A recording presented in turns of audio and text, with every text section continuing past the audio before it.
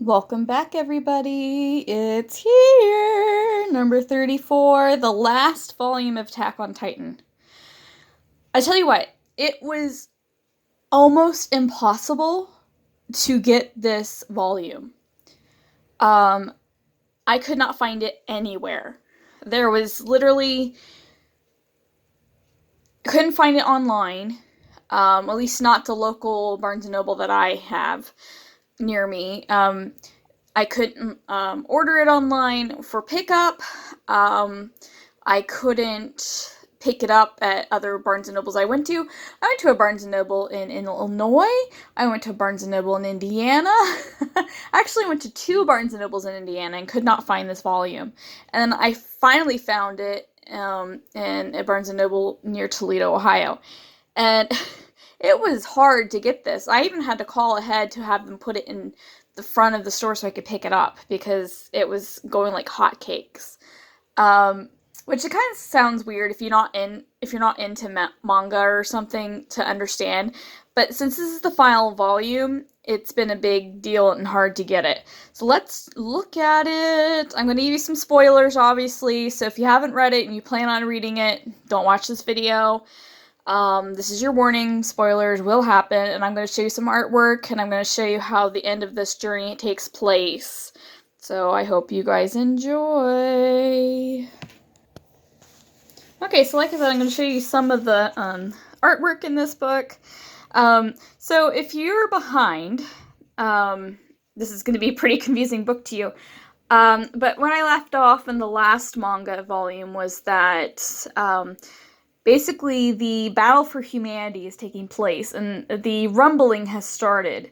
And pretty much everywhere is destroyed. The Titan Wall has destroyed the entire world, basically. Paradis, which is the island that these people are from, is the only place that seems to be untouched, which was really a part of Eren's plan. So we're basically picking up right in the middle of the battle that they are trying to get to Eren, and they're going to have to ultimately destroy him to stop this rumbling. So this was interesting. It's a thicker book. I didn't show you guys, but this volume is a lot thicker than what we are normally used to seeing. It's probably like a third thicker than what we're used to. So it's probably like this big. Not this much. So I appreciated that the story was not rushed. And I also appreciated that they decided to not, I forget my little sticky notes. I appreciated that they did not try to rush through things, but they also did not dwell on things. So like if they had decided to push for another volume because of the extra pages that they needed to include in this, they probably would have had to put a lot of extra unneeded fluff into this, and it would have turned into like a Naruto or a Dragon Ball Z situation. So I appreciated that they took the time, made the book a little bit bigger, but kept to the storyline, and they've put as much filler in it, which that's something I've appreciated about this manga and for the anime. There's not any, if there's a little bit, but I don't think there's hardly any filler in this series. It's just straight from the book, which I've appreciated. It's not like a Promised Neverland where nothing is accurate. This was a little awkward. So Armin gets captured. I have a feeling they captured Armin just because he has the power of the Colossal Titan. So they were just trying to prevent him. That's Ymir. If you don't recognize her, that's the goddess of the Titans. But anyway, they've captured him. So their one plan was to have Armin use his Colossal Titan powers to basically blow everything away. Because we are on Eren's skeletal body, as you can see. And they can't do it now because Armin has been kidnapped. So that was an interesting development to try to get rid of him, so that couldn't happen right away. There's a lot of plot conveniences going on in this. So, it's a story, it's a book, it's a final volume. They have to cut their loose ends and get things going. So you just gotta be a little forgiving. But so Armin's disappeared, and all of a sudden, all of these Titans start appearing on the backbone of the founding Titan that's Eren. So it's full of these Titans that are Titans that they've killed in the past and just new Titans, and they're all attached by these little umbilical cords, basically. So they're attached to the oh my goodness, what is it called? The Warhammer Titan. Yes, the Warhammer Titan. And that's the ability of the Warhammer Titan, is to be in one place but attacking from another with another body. So that's what power of that Titan Eren's using, because he has the power of all the Titans now. So that's been interesting. And it was nice to see that we knew this in the last volume, but like people like Rhina are fighting alongside our heroes now, so it's hard to say who's the bad guy anymore other than Eren. They're all finally agreeing on saving humanity. So I thought that was cool. So the thought process is, if they attach these explosives to Eren's neck, this is what he looks like. He's not the prettiest. If they can destroy Eren, they can stop the Titans from doing the rumbling. So I don't know if they've necessarily done their homework on that, or they just happen to know that. I don't know, but that is the plan. So they're going to try to do this. Obviously, since we're not hardly anywhere near the end of the volume, we know that doesn't work right away. And something interesting, I found out that Peak, which is the Titan that's in the Cart Titan form, she has a lot of endurance, because she transforms into the Cart Titan so many times repetitively. Like Eren, and I don't know if we ever really figured out about Armin, but Eren, and then Rhina, who is the Armor Titan, and Bertolt, who was the old Colossal Titan, they can only like transform like 3 or 4 times without like killing themselves because of exertion. So she actually does it repetitively. Like her Titan will be destroyed, and then she just bounces right back. And so I thought that was interesting to see a little bit more about the side characters that have only been here for a little bit. And then we get into like this reunion of all the characters that we've seen in the past. Everyone is fighting, and all of a sudden they see that Bertolt appears. Now, it's not clear if it's actually like Bertolt, or it's just like an imagery of Bertolt, and like it's not his like mind there.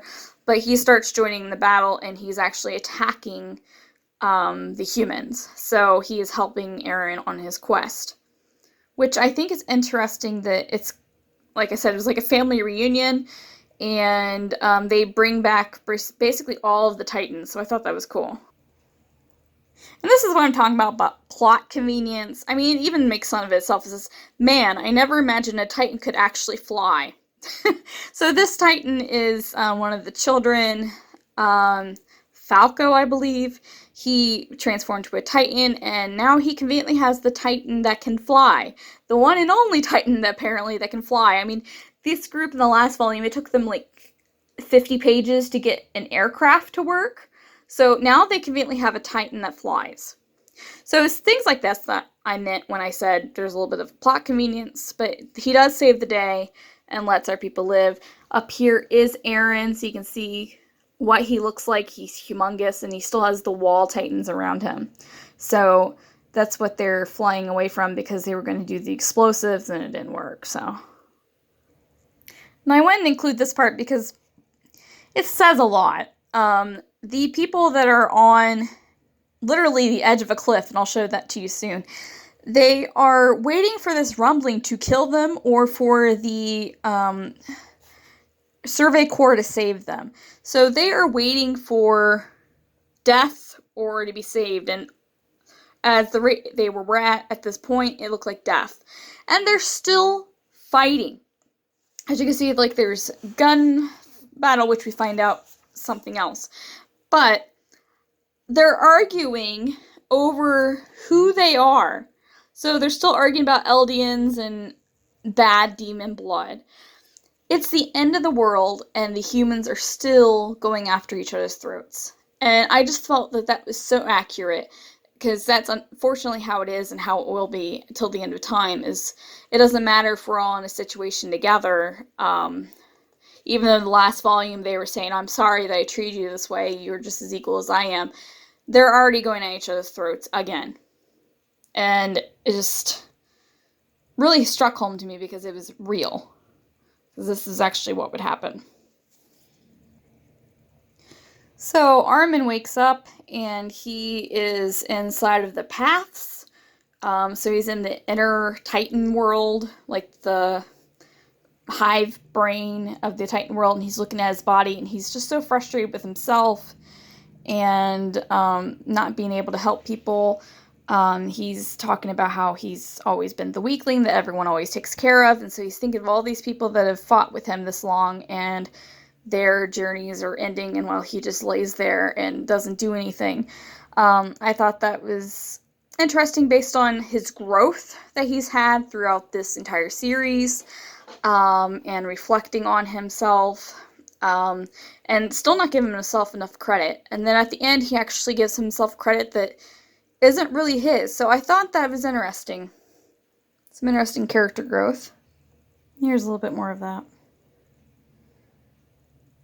I guess I should have mentioned I don't own any rights to this. I'm just sharing the book for you, so for those who can't afford to or don't want to purchase it, I'm just giving you a little bit of snippets of it. But like I said, I don't know any of this. And then this is when we find the convenience of Armin being sent to the paths. He meets Zeke, who is the Beast Titan and Aaron's half-brother, who's basically encouraged this entire situation to take place. Apparently it's boring over there, so Zeke even made like a sandcastle. So he's starting to meet all of the Titans on the paths, and they're able to come up with an agreement to help each other. So through their conversations, the rest of the Titans show up behind them, and so they start having a discussion about how life would have been different had they not been given this curse of being a Titan, and had humanity just cooperated with each other, things would be different. And Armin basically pleads to them that it is wrong to kill the rest of the universe just because of mistreatment, and things can be handled a different way. So they have conversations, and they actually agree to help each other. And I'm not sure who this is. I kind of want to believe it's Aaron. I don't know. So that's when this situation turns around, and actually Baratolt starts helping them. As you see, Annie's even here. So everybody's on deck. Baratolt is back. He's not attacking them anymore. He's actually helping them based on the conversation that he had with Armin. So if you know anything about Attack on Titan, you know that Levi has been battling Zeke, like any chance that he can get. He has been trying to kill Zeke. That's why Levi is bandaged up and hurt so badly, because he was an explosion that Zeke set off. So he's trying to get revenge from Zeke and killing all of his comrades. And I always expected like this epic battle, which they've had some really epic ones if you go back in the volumes and the anime. But this is basically what happens, and I thought this was a little short. It should have been something a little bit more epic, but here we go. Alright, he just says, did you miss me? I can't say I missed you. And he says, Zeke. And then off with his head. And that's the end of Zeke. So I just thought that was something that could have been a little bit more interesting or cool. It did surprise me, but it didn't surprise me in a good way. It just surprised me that it was quickly finished. So like I said, humanity is literally at the edge of a cliff. People are falling off. These the Walls Titans. They have stopped attacking because they blew off Aaron's neck. So the wall has stopped attacking them, but they're literally on the edge of the world, going to die. They're either going to be crushed or they're going to fall off the edge, and they're still arguing and fighting each other. And this is Aaron's final form. It's like a version of the Colossal Titan meets the Armored Titan with really long hair. He's like an ugly wrestler or something. Yuck.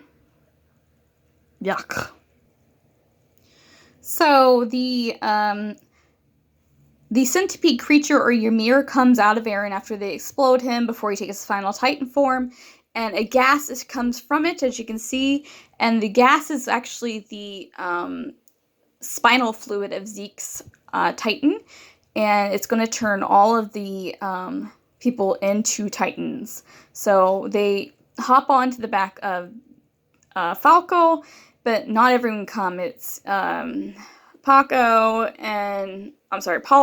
Levi, Armin, and Mikasa leave.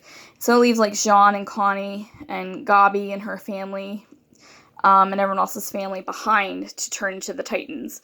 And they're basically saying their final goodbyes. They're facing their end. And some people are finally reunited with each other, and it's only for a short moment before they die. So this was pretty emotional scene where it's just, this was the end. Everyone turned into a man-eating machine. And that's what Connie and Jean and Gabi look like, and Rhina's mom look like with Titan form, and this is the creature that brought out the gas stuff. And this is Armin and Eren fighting for the last time. This was interesting to me because I thought, oh, this is the end. And I figured with this final volume that we were going to lose some people and they were going to die. I just didn't expect them all to turn into Titans. So that was surprising to me. So meanwhile, in her head, Eren is having a conversation with Mikasa and basically telling her to move on. Forget about him and move on. And this is the universe would be like if they hadn't have gone as far as they've gone, and if they would have ran away before the founding Titan situation had taken forth, and if they would have ran away before the Aegis took over. And it's always been a question, how would Eren die? Who would defeat him? And the answer is Mikasa kills him. She kills him, she cuts off his head, and stops the attack. This was something that I heard was going to happen, so I was not surprised. That information was already given to me. However, how it's done, I thought it would be a little bit more emotional for her, but it really wasn't. She'd finally, it's like a switch had finally flipped, and she just accepted that that was her job, her meaning in life, because that's a lot of the conversation in this volume was, what's your purpose in life? And she realized her purpose in life was to stop this from happening. So she finally kills Eren, and she promises to basically take care of his body. And this is just weird. He's headless. She's kissing him. That was a little weird, zombie-esque, in my opinion. Odd. So Mikasa takes Eren's head, and she promises to take care of his body and give him a proper burial because she believes that they won't do that for him. And Armin finds out that he's dead, and they all are really emotional about it. Even though that Eren's put them through this much, they're still treating him as a best friend. So I thought that was interesting that their thoughts and their feelings towards Eren have never changed. They've always loved him, and this was the hardest thing that they had to do, was defeat their own friend. But look, our friends are still alive! Somehow, after, they defeated Eren, everyone else turned back from a Titan because the power of the Titans vanished off the face of the earth. So there's no longer any Titan form. Everyone is equal. So there's no longer, the demon blood or anything like that. They're all equal now. So we jump forward to 3 years. The Titan War has ended.